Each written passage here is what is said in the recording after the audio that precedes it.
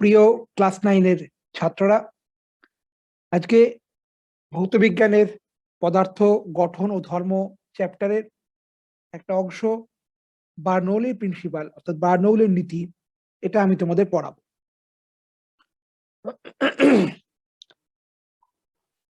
Bernoulli একজন বিজ্ঞানী, ফরাসি পদার্থবিদ এবং গণিতজ্ঞ। তিনি 1738 খ্রিস্টাব্দে এই নীতিটা প্রবর্তন করেন, বার্নৌলি প্রিন্সিপাল বা বার্নৌলি উপপাদ্য নামে পরিচিত। আচ্ছা, এটা পড়ার আগে আমরা কতগুলো জিনিস জানবো। যে আমরা আগেই পড়েছি যে আদর্শ তরল। আমরা আদর্শ তরল বলতে কি বুঝি? আদর্শ তরল,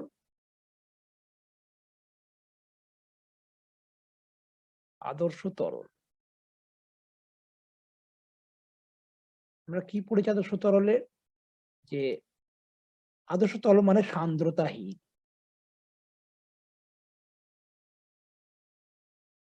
সান্দ্রতাহীন আর কি বলবো? অসংলগ্ন।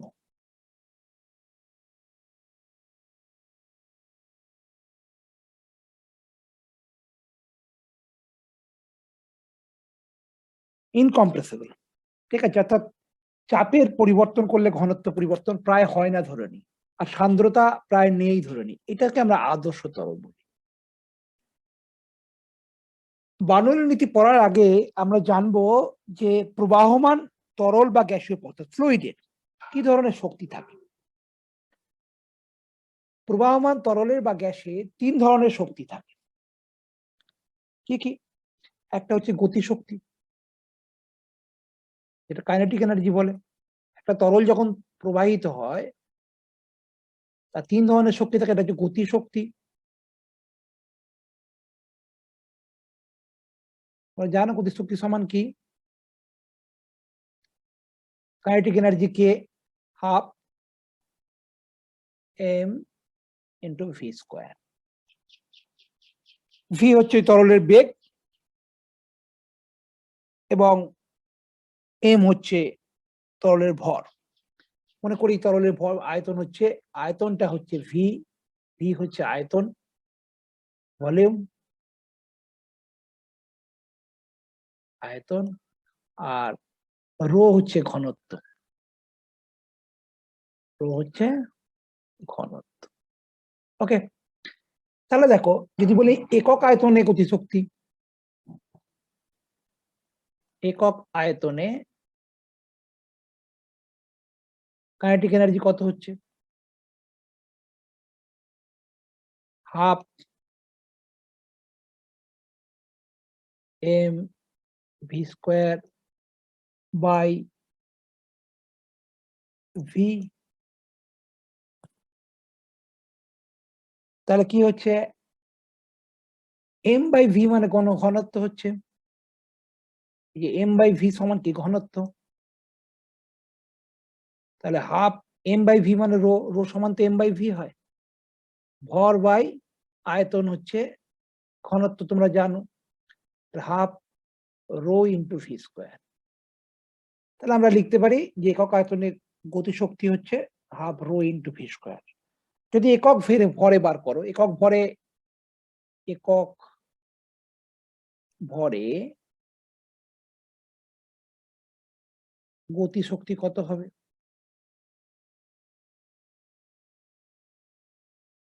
Half M V square by M. Okay, M M কেটে দাও, তাহলে ভি স্কোয়ার বাই 2 হচ্ছে। তাহলে আমরা এটা মনে রাখবো যে আমরা যেটা পেলাম সেটা হচ্ছে একক আয়তনে গতিশক্তি হাফ রো ভি স্কোয়ার, আর একক ভরে গতিশক্তি হচ্ছে ভি স্কোয়ার বাই 2। ওকে, আর কি শক্তি থাকতে পারে? চাপ শক্তি। 2 নম্বর হচ্ছে চাপ শক্তি। দেখো, এটা তোমাদের কাছে নতুন লাগবে একটু। চাপ শক্তি, কোন তরল তার নিজস্ব চাপের জন্য কার্য করার সামর্থ্য অর্জন করে, সেটাকে আমরা চাপ শক্তি বলি। কোন তরল, ধরো একটা প্রবাহমান তরল, একটা নলের মধ্যে তরল প্রবাহিত হচ্ছে, একটা নলের মধ্যে তরল ধরো প্রবাহিত হচ্ছে। একটা প্রবাহমান তরলের এই প্রস্থচ্ছেদের ক্ষেত্রফল ধরো এ, প্রস্থচ্ছেদের ক্ষেত্রফল হচ্ছে এ ধরো, আর চাপ ধরো পি, এবং তরলের বেগ ধরো ভি। ওকে,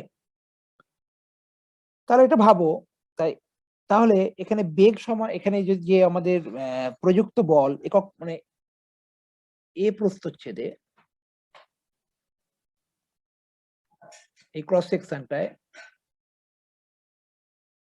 প্রস্থচ্ছেদে প্রযুক্ত বলটা কত হচ্ছে?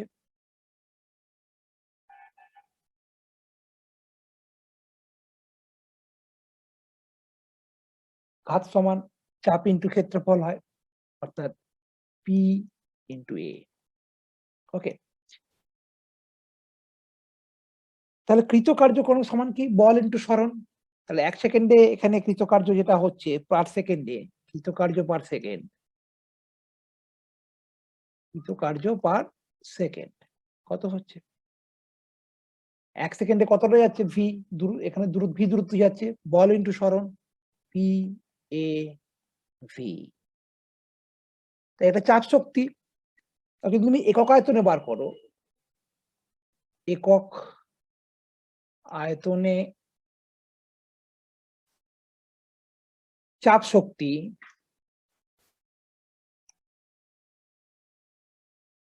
সমান পি এ ভি, ভাই আয়তনটা হচ্ছে এই, আয়তন হচ্ছে এ ইন্টু ভি, এখানে ভিটা কিন্তু বেগ, হ্যাঁ, ক্ষেত্রফল ইন্টু দূরত্ব মানে আয়তন হয়ে যাচ্ছে, তাহলে কেটে যাচ্ছে ভিটা, তাহলে পি পড়ে থাকছে। তাহলে দেখতে পেলে একক আয়তনে চাপ শক্তি হচ্ছে পি প্রেসার। তাহলে একক ভরে কত হবে?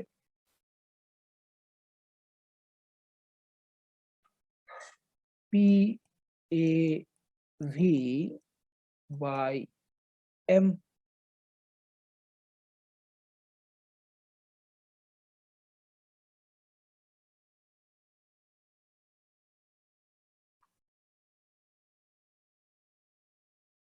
ভর সমান কি? ডি ভর সমান ডি সমান যদি এম বাই ঘনত্ব সমান ভর বাই আয়তন হয়, ঘনত্ব সমান যদি ভর বাই আয়তন হয়, তাহলে ভর সমান ঘনত্ব ইন্টু আয়তন। তাহলে এ পি এ ভি, ভরের জায়গায় লেখো আয়তন, আয়তন মানে কি? A V, V for velocity কিন্তু, ইন্টু রো। দেখো এ আর ভি কেটে যাচ্ছে, তাহলে পি বাই রো। এগুলো মনে রাখতে হবে। এটা পেলাম একক আয়তনে চাপ শক্তি, আর এটা পেলাম কি? একক ভরে চাপ শক্তি। ওকে, তাহলে দুটো শক্তি হলো, অর্থাৎ প্রবাহমান তরলের 3 ধরনের শক্তি হয়, একটা গতিশক্তি ক্যালকুলেশন করেছি, একটা চাপ শক্তি, আর একটা শক্তি সেটা হচ্ছে স্থিতি শক্তি। দেখো ক্যালকুলেশনটা দেখো, 3 নম্বর হচ্ছে স্থিতি শক্তি।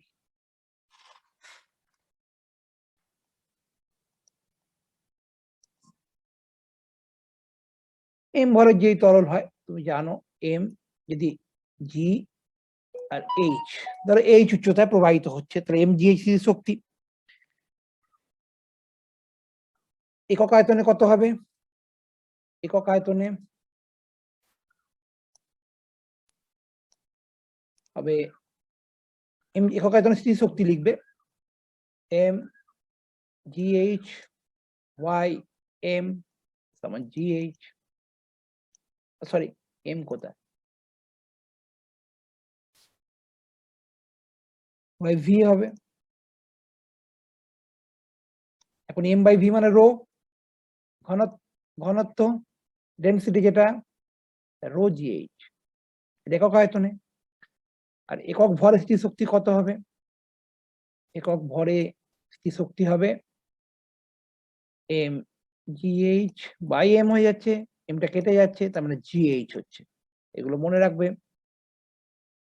তাহলে 3 ধরনের শক্তি কথা আমরা বললাম, একটা স্থিতি শক্তি, গতিশক্তি, আর চাপ শক্তি। এবার আমি বার্নৌলির উপপাদ্যে আসি। আদর্শ তরলের যখন ধারারেখা প্রবাহ হয়, ওই প্রবাহ নলের যে কোনো ছেদে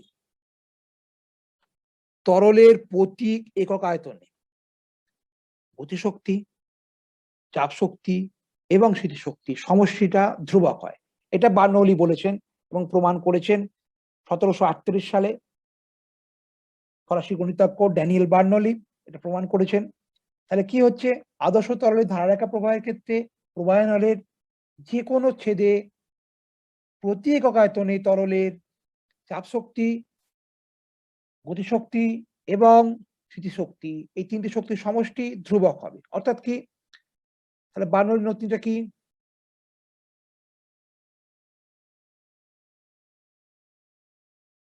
বার্নৌলির নীতি বললাম, এখান থেকে তাহলে কি পেলাম? ধরো একক আয়তনে যদি আমরা এইমাত্র ক্যালকুলেশন করে দেখেছি হাফ একক আয়তনে, এটা কি half rho into V square, V বেগ, এটা একক আয়তনে গতিশক্তি, এটা হচ্ছে গতিশক্তি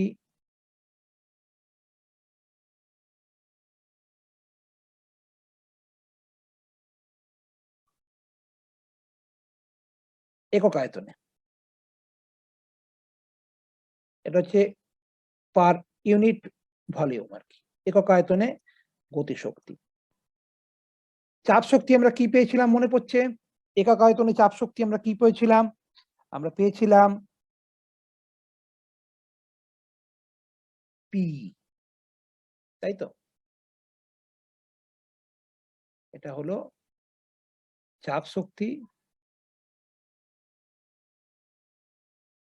একক আয়তনে চাপ শক্তি একক আয়তনে, এটা যখন লিখেছি এটা দেওয়ার দরকার নেই। ওকে, আরেকটা কি পেয়েছি? স্থিতিশক্তি কি পেয়েছি আমরা একক আয়তনে? রো জিএইচ, এটা কি একক আয়তনে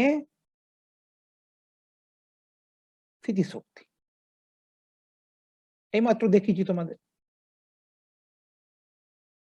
তাহলে এই যে তিনটি শক্তির সমষ্টিটা হচ্ছে ধ্রুবক, এটা হচ্ছে বার্নৌলির নীতি। আবার বলছি নীতিটা আদর্শ তরল, অবশ্যই আদর্শ তরল বলতে হবে। আদর্শ তরলের ক্ষেত্রে এবং ধারারেখা প্রবাহে প্রবাহ নলের যে কোনো ছেদে প্রতি একক আয়তনে গতিশক্তি, স্থিতিশক্তি ও চাপ শক্তির সমষ্টিটা ধ্রুবক হবে। ঠিক আছে, এটাকে যদি তুমি ক্যালকুলেশন করে দেখাও একটু,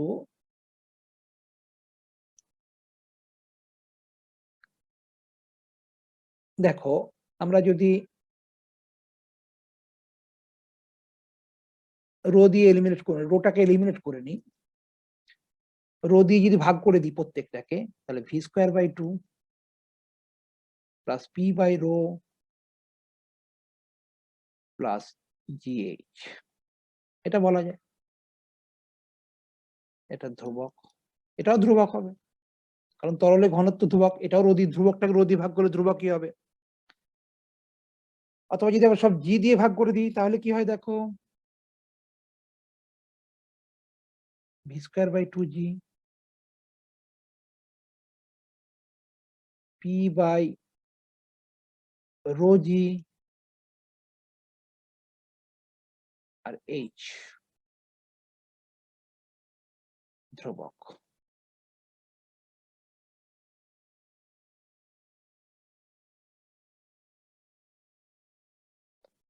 এটাকে এইচ দিয়ে প্রকাশ করা হয় ধ্রুবকটাকে। বার্নৌলি থিওরিটাকে এভাবে প্রকাশ করা যায়। হ্যাঁ, এই ভি স্কোয়ার বাই 2g কে বলা হয় বেগ শীর্ষ, আর পি বাই রো জি এটাকে বলা হয় চাপ শীর্ষ, আর এইচ কে বলা হয় উচ্চতা শীর্ষ।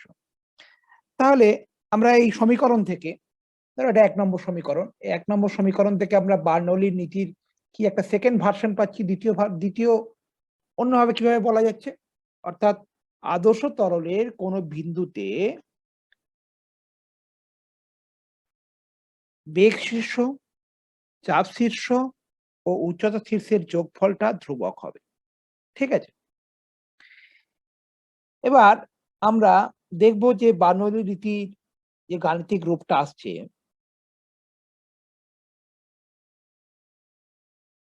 সেটা কোথা থেকে আসছে? দেখো, এখানে কিন্তু শক্তির সংরক্ষণ সূত্র থেকে আসছে। ধরো আমি একটা ছবি আঁকছি, দেখো।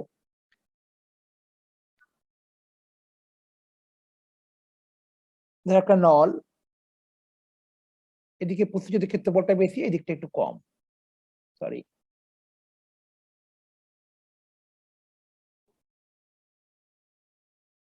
এরকম একটা নল,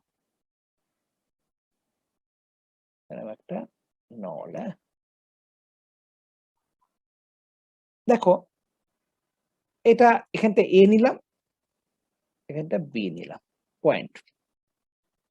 এবং এই এ ক্রস সেকশন এরিয়াটা হচ্ছে, এটা এই বিন্দু, এর এরিয়া হচ্ছে, ক্ষেত্রফল হচ্ছে, আমরা বলছি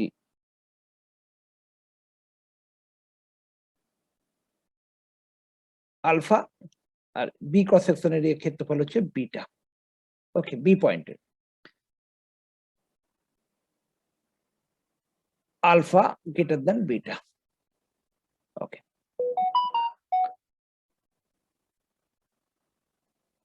এখানে তরলের বেগ হচ্ছে v1,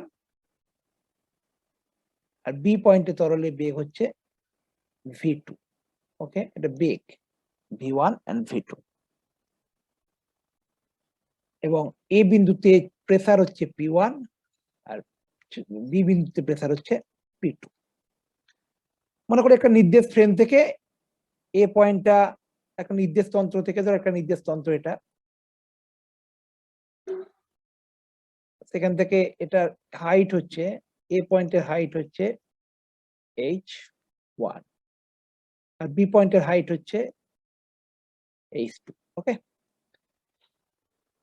তাহলে ভাবো, শক্তির সংরক্ষণ সূত্র অনুযায়ী এ পয়েন্টের মোট শক্তি, অর্থাৎ এ ছেদের মধ্যে যে এম ভরের একটা তরল আছে, ধরো এম ভরের তরল আছে,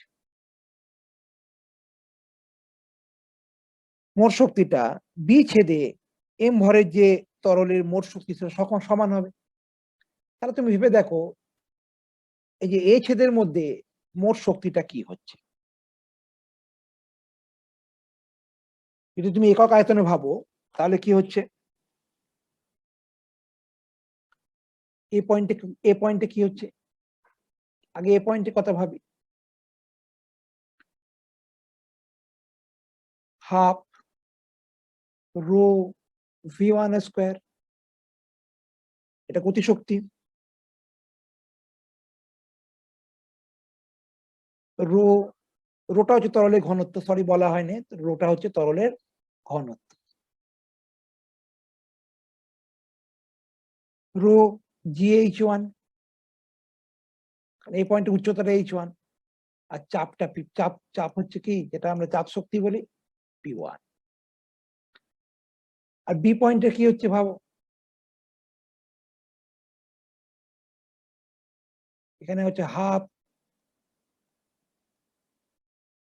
rho v2 square plus rho GH2, যেটা স্থিতিশক্তি, আর চাপ হচ্ছে, চাপ শক্তি হচ্ছে p2।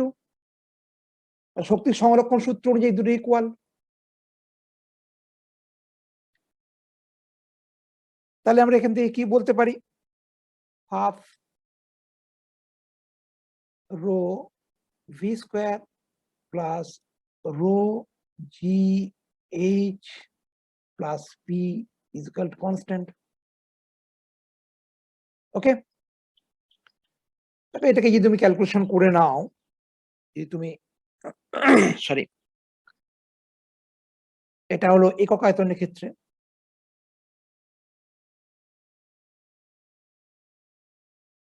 ওকে,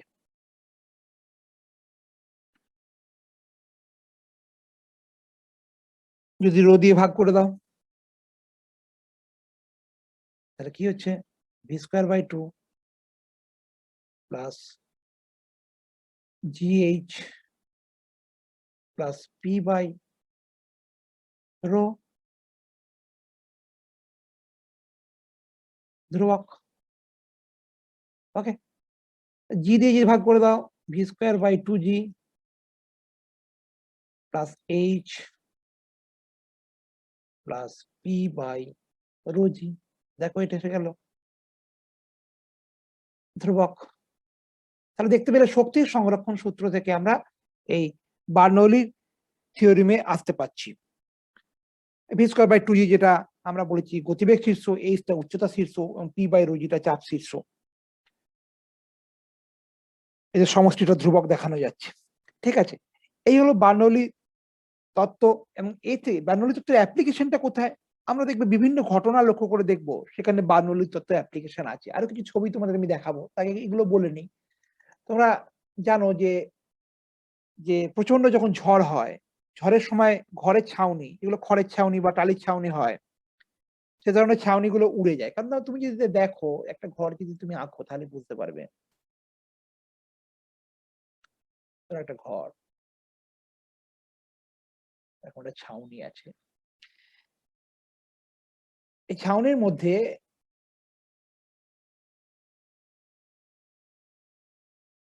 যখন বাতাস, যখন প্রচন্ড ঝড় ওঠে, বাতাস যখন প্রবাহিত হয়, বাইরে প্রচন্ড বেগে প্রবাহিত হয়। বার্নৌলি নীতি থেকে কি দেখতে পেলে?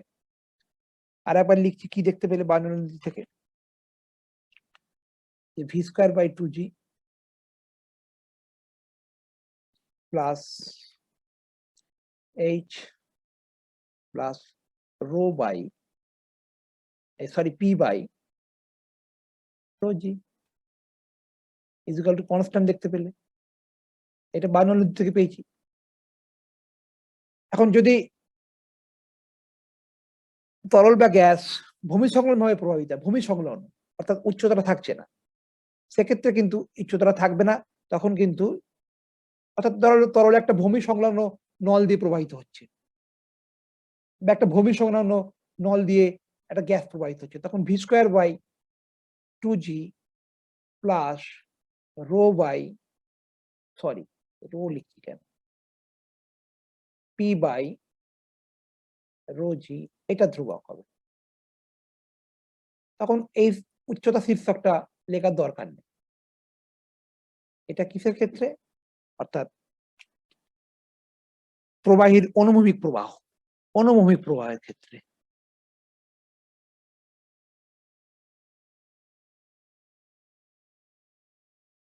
অনুভূমিক প্রবাহ, তখন কিন্তু এটা হয়। হ্যাঁ, যেটা বলছিলাম, যখন আমরা ঝড়ের সময় কি হয়, এই ঘরের দেখো উপরের চালে যে বাইরের বাতাসের বেগ বেশি, তাহলে দেখতে পাচ্ছ বেগ শীর্ষ এবং চাপ শীর্ষ এবং উচ্চতা শীর্ষ, বেগ শীর্ষ, চাপ শীর্ষ, উচ্চতা শীর্ষ, এই তিনটে সমষ্টির ধ্রুবক। তাহলে যদি বেগ বেশি হয় তাহলে চাপ কমবে, কারণ তিনটে সমষ্টির ধ্রুবক রাখতে হবে। ওকে, তাহলে ভাবো, তাহলে বাইরে কি হচ্ছে, বাতাসের বেগ বেশি, বাতাসের বেগ বেশি হচ্ছে, যার জন্য কি হচ্ছে, বাইরের চাপটা কম হচ্ছে, চাপ কম। কিন্তু ভিতরে দেখো বাতাসের বেগ কম, ভিতরে কিন্তু বাতাসের বেগ কম, তার মানে চাপ বেশি। তাহলে ভিতরে চাপটা বেশি হওয়ার জন্য এই চাল উড়ে যেতে পারে, চাল উড়ে যেতে পারে। ওকে, আর কিছু ছবি দেখাচ্ছি, দেখো। সরি, দেখো এটা একটা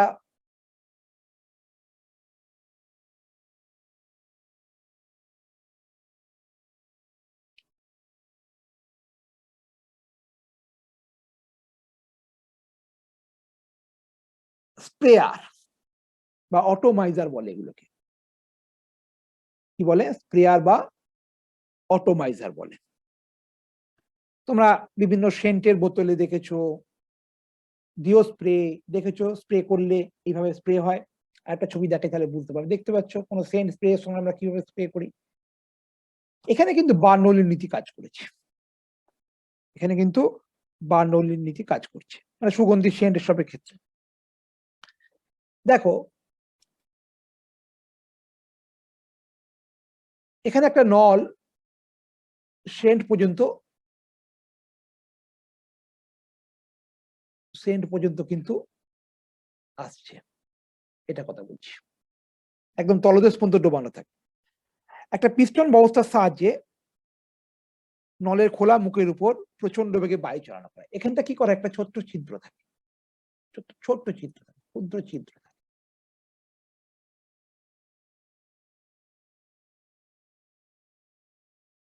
আর এখানে একটা পিস্টন লাগানো থাকে, অর্থাৎ মানে চাপ দেওয়া হয়। চাপ দেওয়ার সাহায্যে কি হবে, বাতাসটা প্রচন্ড বেগে আসে। তার বাতাসের প্রচন্ড বেগের জন্য এখানে বাতাসের বেগটা বেশি হয়ে যায়। বাতাসের বেগ এখানে কি হয়ে যায়, বাতাসের বেগ বেশি বেশি করে দেয়, প্রচন্ড চাপ দেওয়া হয়। এই যে চাপটা, এখানে চাপ দেওয়া হচ্ছে, চাপ দিয়ে বাতাসের বেগটা বাড়িয়ে দেওয়া হচ্ছে, এখান থেকে বাতাসটা আসছে, বাতাসের বেগটা প্রচন্ড বেগে সূক্ষ্ম ছিদ্র দিয়ে বেরোচ্ছে। তাহলে কি হবে, ওখানে চাপটা কমে যাবে। ওই জায়গা ধরো এই পয়েন্টটা ধরো এ পয়েন্টে কি হচ্ছে, ওখানে চাপটা কমে যাচ্ছে, চাপ কম। চাপ কম জন্য কি হবে, বায়ুমণ্ডলের চাপের জন্য কি হবে, এই তরলটা উপর দিকে উঠতে শুরু করবে, যেটা সেন্ট, এবং ওই বাতাসের প্রবাহে এটা স্প্রে হবে। বুঝতে পারলে? তারা কেবল সুন্দরভাবে এখানে বার্নৌলির নীতিকে ইউজ করে, বার্নৌলির নীতিকে ইউজ করে এই যন্ত্রটা তৈরি করা হয়েছে। বিভিন্ন সেন্টের বোতল বা চাষিরা যে জমিতে ওষুধ দেয়, বিভিন্ন কীটনাশক স্প্রে করে, সেক্ষেত্রেও এই যন্ত্র ব্যবহার করা হয়, সেই একই নীতির উপর। আরো কিছু উদাহরণ দেখাচ্ছি, দেখো এটা ফাউন্টেনের উপর কোনো বলকে যদি তুমি ছেড়ে দাও, তার অবস্থাটা দেখবে। বা কোনো জায়গা থেকে হাওয়া বেরোচ্ছে, যেগুলো ড্রায়ার হয়, ড্রায়ার বলি না, ড্রায়ার, সরি, তার উপর দিয়ে যদি কোনো একটা পিং পং বলকে ছেড়ে দাও, তার গতিটা লক্ষ্য করবে তুমি, কি হচ্ছে, কেমন অবস্থা হচ্ছে। অর্থাৎ ঊর্ধ্বমুখী জলপ্রবাহ বা বায়ু প্রবাহে পিং পং বল লাগলে জলপ্রবাহের জন্য জলের দিকে চাপ হ্রাস পাবে। অবশ্যই এখানে জল প্রবাহ হচ্ছে, এখানে জল প্রবাহ হচ্ছে মানে জলের দিকে, এখানে জল প্রবাহ হচ্ছে মানে কি হচ্ছে, এখানে জল প্রবাহ হচ্ছে, জলের প্রবাহ হচ্ছে, বেগ বেশি আছে, তাহলে এখানে চাপটা কম, জলের দিকে চাপটা কম। কিন্তু বাইরে বাতাসের চাপটা বেশি হচ্ছে। বাইরে কি হচ্ছে, বাতাসের চাপ, বাতাসের তো বেগটা কম হচ্ছে, বাতাসের চাপ বেশি হচ্ছে।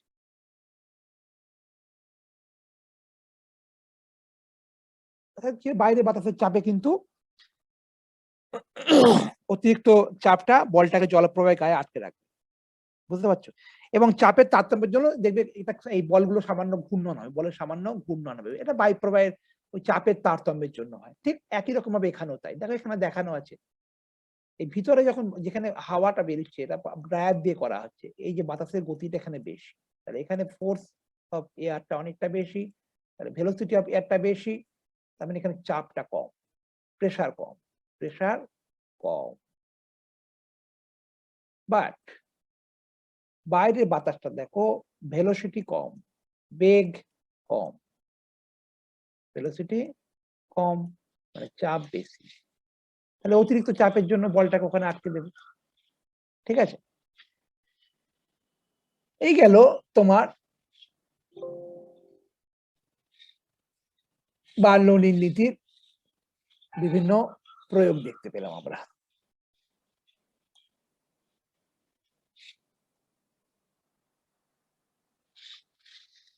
এছাড়া দেখবে বিমানের যখন ডানা তুমি দেখেছো, বিমানের ডানাতে এটা কাজ করে।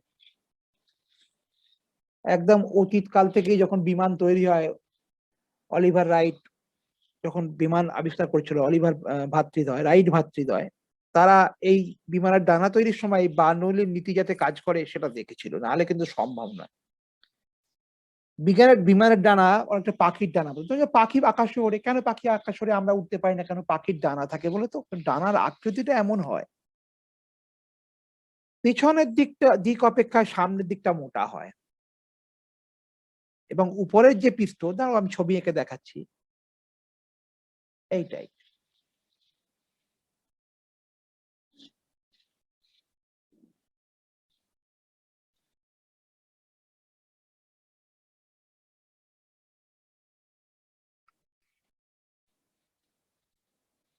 উপরের দিকে যখন এমনই আকৃতিটা করা থাকে, উপরের দিকে বায়ু প্রবাহের বেগ বেশি হয়। বায়ু প্রবাহের বেগ বেশি হয়। অর্থাৎ বিমানের ডানার উপরের দিকে বা পাখির ডানার উপরের দিকে বায়ু প্রবাহের বেগ বেশি। বায়ুর বেগ বেশি হয়।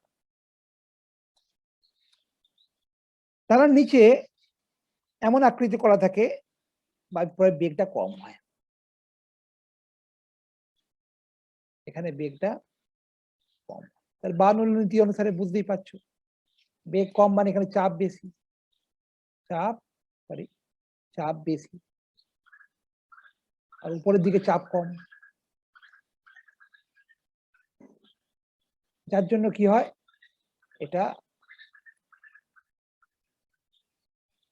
বিমানটিকে ভেসে থাকতে সাহায্য করে। একটা বিমানের ডানার উপরে একটা ঊর্ধ্বমুখী বল হয়, বিমানটাকে ভেসে থাকতে সাহায্য করে। তাই গেল বিমানের ডানা ব্যাপারটা। তোমরা আরো একটা প্রথমেই আমার একটা বলা উচিত ছিল, তোমরা বার্নৌলির নীতির একটা যদি ছোট্ট পরীক্ষা বাড়িতে করে দেখবে, এখানে আমাকে দেখানোর উপায় নেই বলে দেখাচ্ছি না। দুটো পাতলা কাগজ নেবে, কাগজ নিয়ে দুটো খুব ঘন পাশাপাশি ধরবে, ধরে ভেতরে মুখ দিয়ে হাওয়া দেবে। তাহলে দেখো এমনিতে কি মনে হবে তোমার, মনে হবে কাগজ দুটো দূরে সরে যাওয়ার কথা, যেহেতু তুমি ফুঁ দিচ্ছ মাঝখানে, কিন্তু দেখবে তুমি কাগজ দুটো ক্রমশ জুড়ে যাচ্ছে। এর কারণটা কি? কারণ হচ্ছে যখন তুমি দুটো কাগজের মাঝখানে যখন ফুঁ দিচ্ছ বা হাওয়া দিচ্ছ, তখন ওই বাতাসের বেগটা ওখানে বেশি, তাহলে চাপটা কম, আর বাইরের দিকে চাপটা বেশি, তার জন্য কাগজগুলো এক হয়ে যাচ্ছে। বুঝতে পারছো? সেজন্য দ্রুতগামী ট্রেনের পাশে দাঁড়াতে নেই, একটু দূরে দাঁড়াতে। কারণ দ্রুতগামী ট্রেনটা যখন যাচ্ছে, ওর চারপাশে বাতাসের বেগটা প্রচন্ড বেশি, তাহলে চাপটা কম, আর বাইরের চাপটা বেশি হওয়ার জন্য তোমাকে ট্রেনের মধ্যে ঢুকিয়ে দেবে। সেজন্য সাবধানে থাকা উচিত। তাই দ্রুতগামী ট্রেনের কাছে দাঁড়ানো ঠিক নয়। এগুলো হলো বার্নৌলির নীতির, বার্নৌলির প্রিন্সিপালের বিভিন্ন প্রয়োগ। ঠিক আছে, তোমরা ভিডিওটা দেখলে যদি ভালো লাগে লাইক শেয়ার করবে। কোনো যদি অসুবিধা হয় কমেন্ট করে জানাবে, আমি উত্তর দেব। ধন্যবাদ, ভালো থাকবে তোমরা।